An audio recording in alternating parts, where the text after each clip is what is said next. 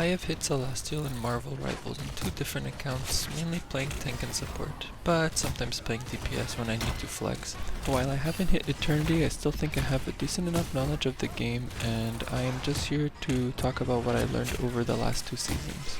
I would like to preface this by saying this is all from my personal experience, which will be different than someone else, especially someone who is higher ranked than I am, who definitely has better knowledge of the game compared to some ordinary Earth Science Bachelor student like I am. So again, this is simply to share my experiences climbing the ranks. I've played Overwatch before, so I do have some background in hero shooters. My peak was Masters 1 on support, and Masters 4 tank, and Diamond 2 on DPS. I have about 200 hours on Marvel Rivals with maybe 2000 on Overwatch, and I have a win rate of 75 on my alt account and 60% on my main. In the background you see some random replay footage. I picked this one because I thought it was nothing, it wasn't a special gameplay or anything like that. It was just some game I played in GM1. I'm just gonna go through the ranks one by one and say what I think about them. Honestly, I never really struggled in bronze to gold. You can make so many mistakes in these lobbies and get away with them because people do not know how to punish mistakes. Some people have pretty decent mechanics and decent aim, but lack game sense. I would say that having game sense is more important than having aim or mechanics if you want to climb. For example, my aim isn't the greatest, as I said, but I am able to punish people for overextending or going off angles at the right time to take space. Both game sense and mechanics come over time, but game sense is something you should always be aware of as you play the game. If you really want to improve, I highly recommend watching your own VODs. You can pick up a lot of things and bad habits, but you can even pick up good plays and try to replicate them in similar scenarios to see if it works multiple times. When I first started learning Penny, I ended up using the same mine locations in different lobbies and seeing how it would work out. Everything is just time and being aware of the game. Someone who's always thinking throughout the game will always have an advantage over someone who doesn't. It might be difficult when you watch your games, make improvements, and are still hard stuck. It is possible that when you think you are improving, you're improving and learning the wrong lessons. For example, if you have a game where you flank a Psylocke or Magic at some off angle and end up getting both supports, so you try this again in a different scenario. This time you end up getting CC'd and dying, or you didn't wait for an alt cooldown. But you keep trying this because you know it can work. While true, you do have to think about the reasons why it worked and why it didn't. Maybe you get both kills because the supports were distracted or doing something else. You always have to be thinking about this kind of stuff. I cannot recommend watching high level gameplay enough. The best way to learn something is by drilling it into your brain as many times as possible and trying to imitate what better players are doing. It's hard to improve without having someone tell you or help you understand why what you're doing is wrong. So even if you're looking at your own replays, mixing it with looking at higher level gameplay is probably the best thing you can do. Around Platinum, people start having better awareness and are able to apply what they know about the game into their matches. But watching over my low Platinum lobbies, a lot of teams will just walk main together without anyone trying to flank. Just by flanking you can do so much. You don't even need to get kills, just being there to relieve pressure from your front line or your supports is sometimes the key to winning a fight. Sometimes players play like they're in bronze. The amount of times a dive character would int for my penny nest is so high, or someone would be isolated, or they would tunnel vision on you if you're flanking, or just your tank in main. Even when these things happen in higher elo, it's a lot easier to punish in plat, and it happens a lot more often. So if you're hard stuck Platinum, just focus on fixing a few of your repeatable mistakes, and just doing this will get you out of Platinum.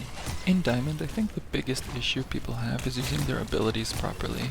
I noticed a lot of Valorant players in this rank. The way you manage cooldowns is different in both games, so people tend to adopt a mindset of just throwing out abilities off of cooldown because they don't cost anything. This may be good in certain situations, but I've out-reviewed a Diamond Invisible woman who, while having many positional mistakes, would often misuse their abilities. One of the core fundamentals of hero shooters is ability management. This alone will help you climb if you're doing it properly. This may come as common sense to some people, but for example, if you're playing against a successful dive, as Invisible Woman.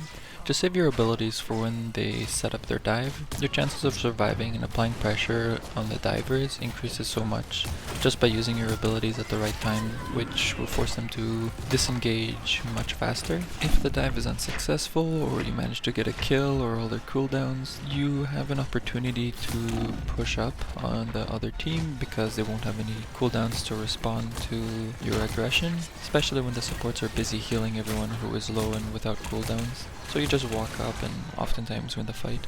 I stayed in GM longer on my main than my alt account. I basically win streaked on my alt all the way through GM. I don't know why, but it seems that grinding ranked on weekdays yielded better games than on weekends.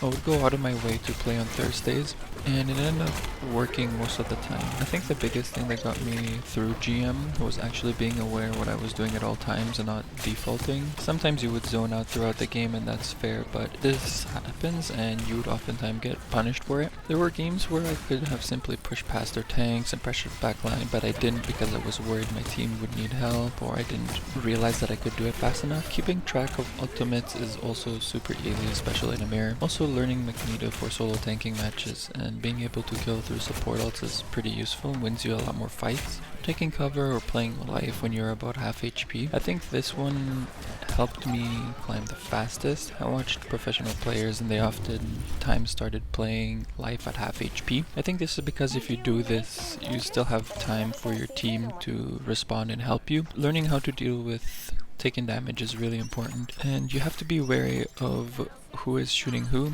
As a tank, you can capitalize on this. There have been so many times where I simply take cover from main or to get healed, walk at an off angle, and no one would shoot me until I soloed a support or DPS. You have to find those winners of opportunity. So now I'll talk about just general things that I've noticed. So the biggest change I would say was widening my hero pool. For example, I started learning Penny and Magneto. Penny is very good on specific points and specific maps, so learning how to control areas that Penny is good at will oftentimes help you win a lot more games. I also played a little bit of Magneto, especially when I had to solo tank. Every time I had to solo tank, I went Magneto. Might not be necessarily good for every situation, but it helped me a lot. I find that he has better survivability as a solo tank. You can rotate his abilities in a way that prolongs a fight, kind of like Orisa from Overwatch. I've had fights where a support will die with their ults up, but ended up coming back in time, leading us to a fight win because I was able to stall long enough. I also noticed that if your supports use their ultimates first in a fight, you tend to lose more. This is not always the case, but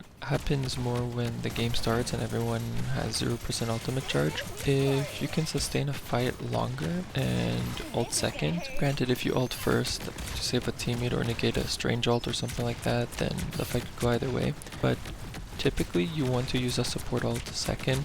I won't really get into these topics too much because everyone talks about them, but don't focalize your tilt to your team. Almost everyone gets tilted, but the worst thing you can do is to flame your team. They'll just play worse, you'll play worse. Just do it internally. I was queuing with a friend who was one game away from GM. The enemy team ended up capping third point on a convoy map in overtime, and people instantly started being toxic. So one of our guys started throwing. A winnable game was lost for zero reason, just because people have bad mentals and want to flame each other. No reason to tell your team in chat or in voice chat why they're playing bad. The higher up you go, the more people are going to be aware of their mistakes, so no reason to flame. Also be flexible. Sometimes only knowing 3 characters across different roles isn't good enough because all of them might be bad in a situation. So the more characters you know, the better it is. That's pretty much all I wanted to talk about. I'm sure if I watched back more games, I would be able to continue talking about more topics or situations, but I'll just end this here. As you can see from the gameplay, it's not like I did anything crazy to win the game or to carry the game, and I made a lot of misplays, but just showing you that even these types of games can happen in higher ranks and you can still end up winning with minimal effort or just playing fundamentals.